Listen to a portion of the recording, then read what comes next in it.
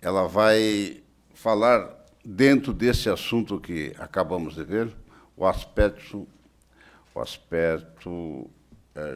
jurídico, para nos dar, dentro do quadro que vimos aí, como é que fica a legislação e como é que nós ficamos envolvidos nesse sistema. Por favor, doutora.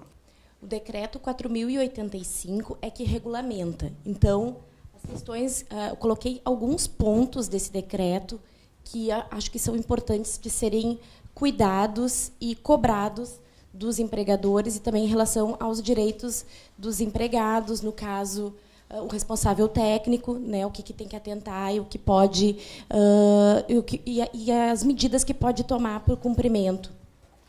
Identificar toda instalação exposta a risco de acidentes maiores que estiverem sob seu controle, né, notificar a autoridade competente de toda instalação exposta a risco. A gente vai ver a seguir as autoridades competentes que dão a certificação, a brigada. Existe também a polícia e também os órgãos do IBAMA com as certificações ambientais, que podem ser informadas dos riscos, devem ser informadas de riscos maiores que forem identificados, e também as licenças, né, no caso das instalações, isso vai ser agora abordado nos slides a seguir.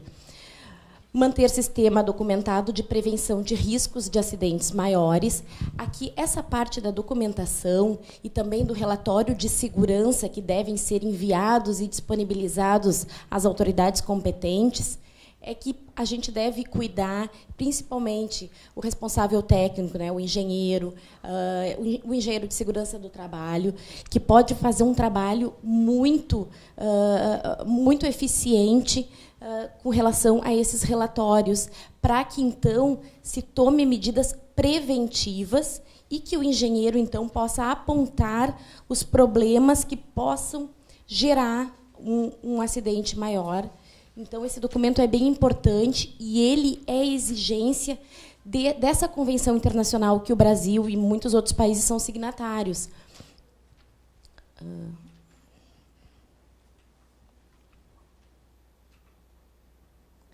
Aqui a parte de direitos e obrigações dos trabalhadores e seus representantes. Seus representantes pode ser, por exemplo, o SENGE aqui, né, que pode ser informado das situações.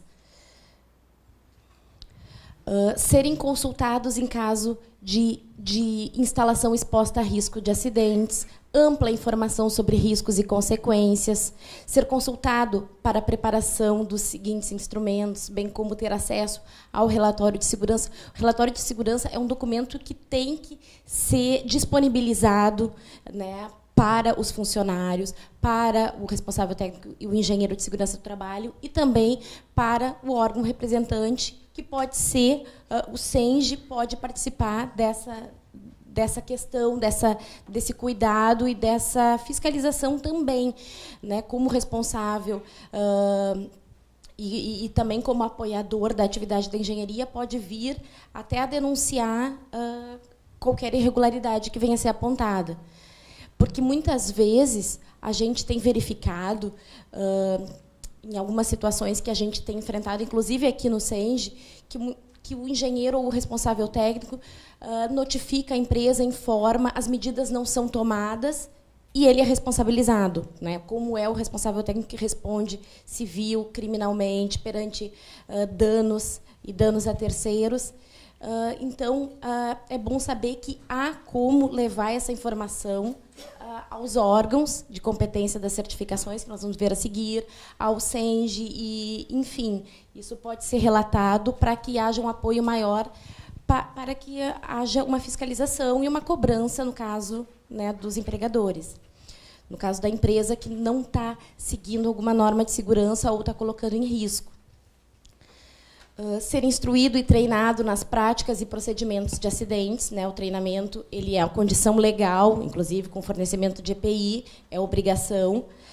Adotar medidas corretivas em caso necessário, interromper a atividade quando houver justificativa razoável para acreditar que existe risco iminente de acidente maior, né? Informar o supervisor, acionar alarme.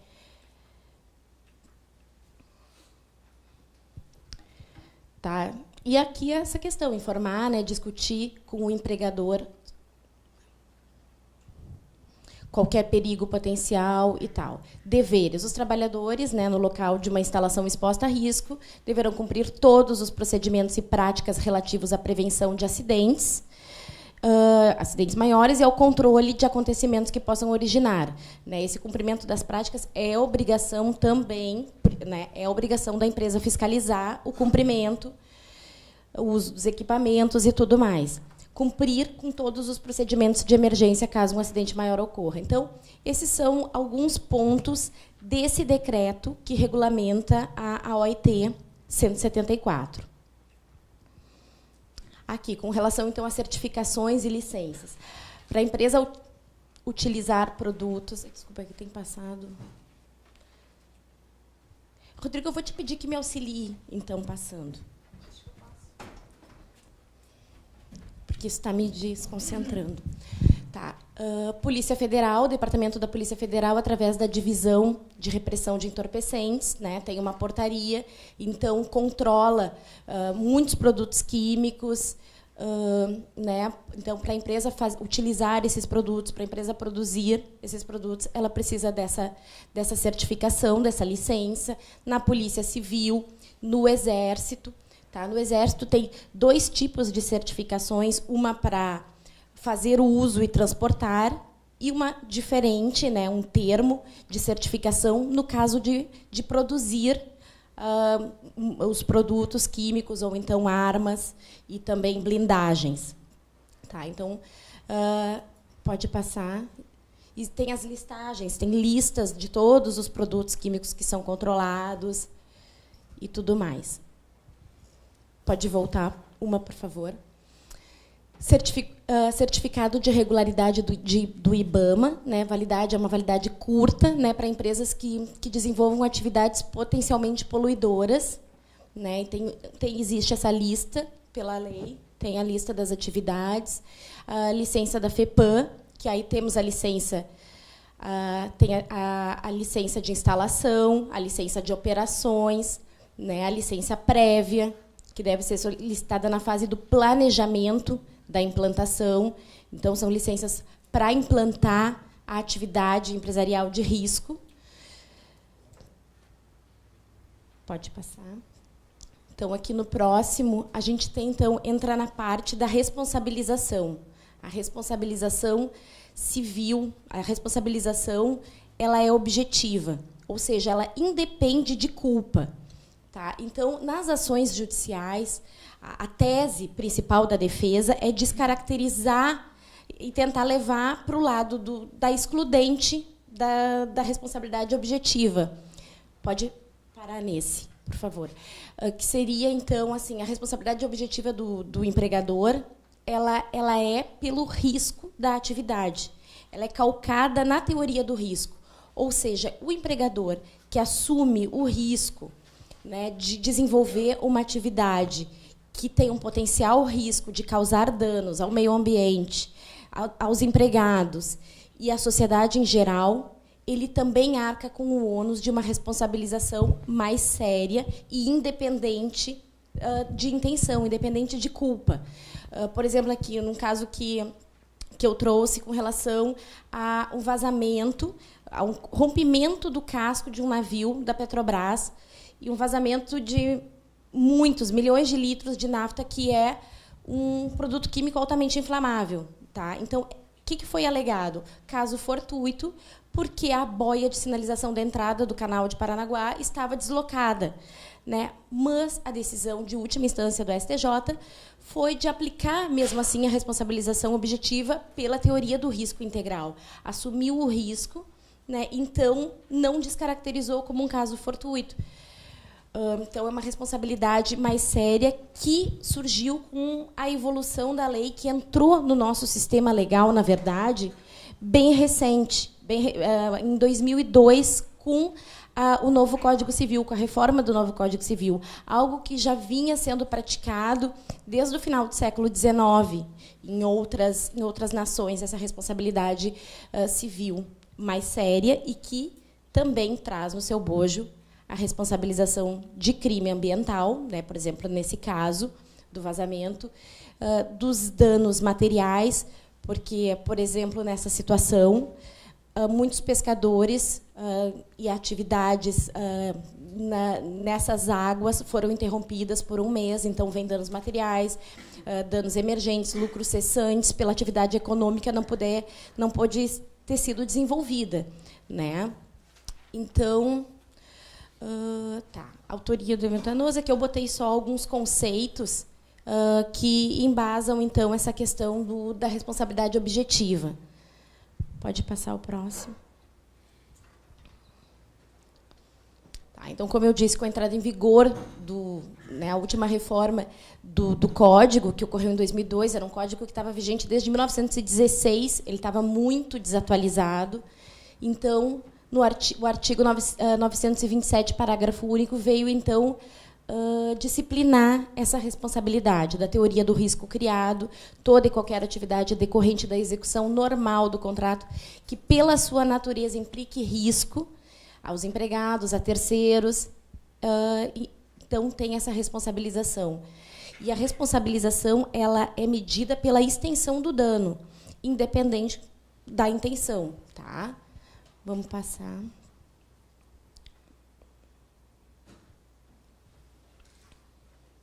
Aqui tem a Constituição Federal traz a responsabilidade em acidentes nucleares e coloca expresso, né, na norma constitucional, que está acima do Código Civil, é a norma de hierarquia topo, né, e traz, então, expressamente ali que independe de culpa prevista, independe da culpa prevista na Constituição Federal. A responsabilidade objetiva funda-se num princípio de equidade. Existe, desde o direito romano, aquele que lucra com uma situação deve responder pelo risco ou pelas desvantagens dela resultantes. Esse é o norte da responsabilização prevista na CLT. A CLT também traz esse caminho, esse entendimento com relação à responsabilização do empregador. Tá. Tem, então, as teorias, né, do risco, como nós falamos, o risco integral, o risco-proveito, que ele é semelhante ao risco integral e que se adequa com o que está disposto na CLT. Risco criado, podemos passar, então, esses conceitos mais jurídicos da questão do risco. Tá. Existe súmula, né, do TSTF, que a culpa é presumida, né, do patrão ou comitente do ato culposo. A culpa do empregador é sempre presumida e, para se eximir a condenação, deverá comprovar essas situações, causas de exclusão da responsabilidade civil, que pode ser o caso fortuito, força maior, culpa exclusiva da vítima, autolesão. Mas a justiça, que nem esse caso da Petrobras, que muitas vezes é alegado para tentar não haver uma responsabilização tão severa, ela tem desqualificado, ela tem mantido a responsabilidade objetiva pelo risco da atividade. Em se tratando de atividade que se caracteriza como perigosa, esse é um conceito importante, os acidentes são eventos previsíveis e podem ser neutralizados ou mesmo eliminados através da correta adoção das medidas de prevenção de risco de acidentes. Por esta razão, não poderão ser considerados meros infortúnios, porque se for, né, tudo for pelo caso fortuito, força maior, não se terá uma responsabilização que realmente vai punir aquele que não tomou os devidos cuidados com as normas de segurança e com realmente adotar todas as medidas preventivas para evitar o acidente.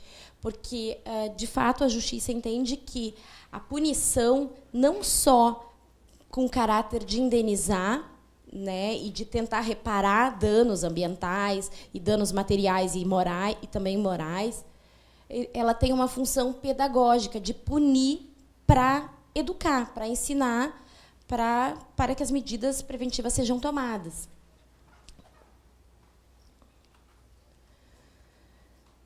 Aqui, com relação aos direitos, né, dos trabalhadores que estão previstos na Constituição, no artigo 7º, tá, do seguro contra acidente, a Constituição tem uma contradição que coloca que o seguro, né, a indenização que o empregador está obrigado seria quando incorrer dolo ou culpa.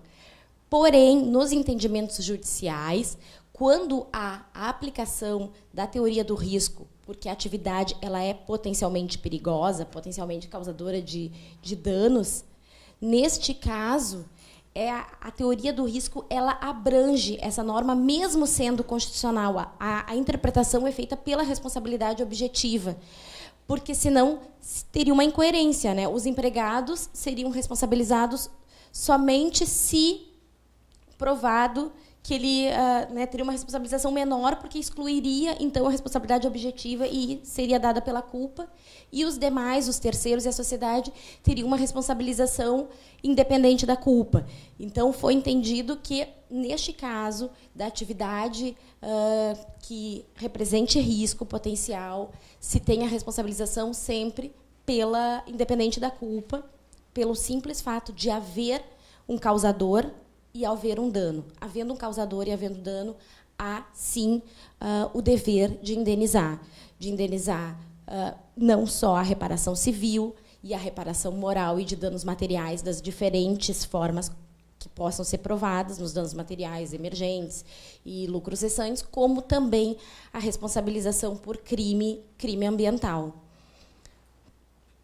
Podemos ver o próximo. Eu acho que... Eu acho que a responsabilidade objetiva, essa nós já passamos. Eu acho que essa era a última lâmina.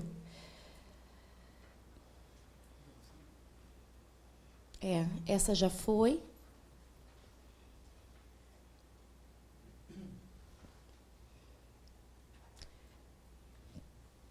Tá.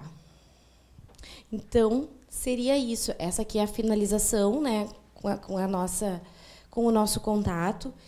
E a questão, então, que a gente quer sensibilizar as empresas e também alertar os engenheiros, que muitas vezes são os responsáveis técnicos pela empresa, o engenheiro também de segurança do trabalho, é que tem que haver essa fiscalização e situações irregulares, tanto no relatório de segurança quanto nas plantas e nas normas, tem que ser levado a conhecimento das autoridades, e no caso também dos órgãos que representam a categoria, para que as medidas sejam tomadas. Tá? O CENJ também tem estado muito atento a todas essas situações. O ano passado nós recebemos denúncias com relação a irregularidades do Parque de Exposições Assis Brasil. Foi montado um dossiê, claro, que com a ajuda dos engenheiros que conheciam tecnicamente essas irregularidades e esses riscos, e esse relatório, juntamente com a nossa análise jurídica, foi levado ao Ministério Público. Tá? O Ministério Público ele tem essa função precípua de representar a sociedade e de denunciar crimes e riscos à sociedade e ao meio ambiente de maneira geral. Né? Então, por exemplo, essa questão que eu relatei da Petrobras foi uma denúncia do Ministério Público que gerou esse processo.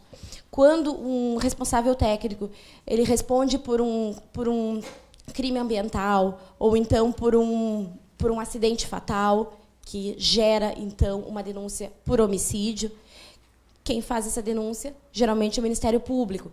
Então, como os engenheiros viram todas essas irregularidades que há anos estavam ocorrendo e não estavam conseguindo resolver, eles vieram até o CENJ, nos auxiliaram com conhecimento técnico para montar essa denúncia e esse relato, e foi levado ao Ministério Público, e agora, então, a gente espera que, como órgão fiscalizador, ele tome as medidas para exigir e para cobrar e até para ajuizar, caso não sejam feitas as adequações necessárias.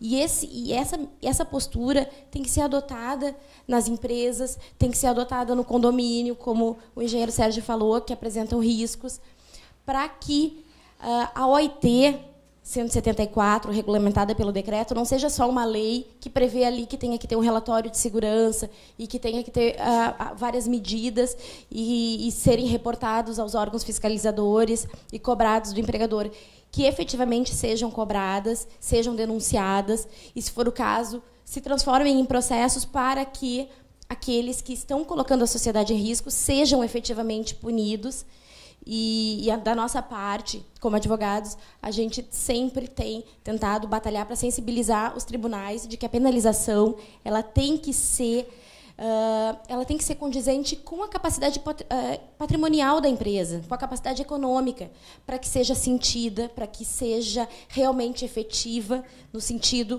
não só de ressarcir, mas principalmente de punir, né, o caráter pedagógico da penalização, para que as coisas comecem a mudar, para que as coisas não fiquem só assim na lei e muitas vezes a gente vê um monte de coisas mal feitas e gambiarras que vocês, engenheiros, sabem dizer, milhares aqui. A gente recebe esses relatos todos os dias, principalmente dos engenheiros que são responsáveis técnicos ou engenheiros de segurança do trabalho, que são, no caso, o responsável técnico que tem o maior risco, né, porque assina a RT, porque responde criminalmente, ambientalmente, e sobre todos os riscos.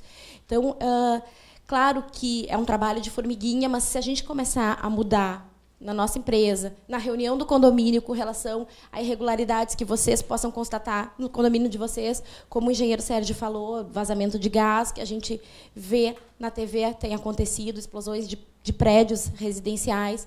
Então, cada ponto que a gente puder começar a mudar e trazer essa consciência de que prevenir é o melhor caminho, né, para a gente viver bem, para a gente não explodir, claro, mas também para que as empresas não tenham um passivo de uma indenização ambiental, de uma indenização moral, de uma indenização por danos materiais, né? Então, e por isso também as indenizações, a justiça tem que fazer a sua parte e apertar na questão, né, da sensibilização econômica. E eu acho que é esse recado que a gente quer trazer. A gente espera fazer mais, né, apresentações e trazer mais informações nesse sentido, porque é o que a gente tem notado, que realmente os engenheiros estão aí, estão dizendo, olha, isso aqui está irregular, eu estou com receio, eu sou responsável técnico, né? E o CENG tem trabalhado, inclusive, até fazendo uma norma de responsável técnico trazendo mais segurança, ou tentando trazer mais proteção para quem está ali vendo e vivenciando e conhecendo. Então, eu acho que tem que denunciar, né, todos esses problemas. Eu agradeço a atenção de todos, espero ter esclarecido alguma coisa, e uma boa noite a todos.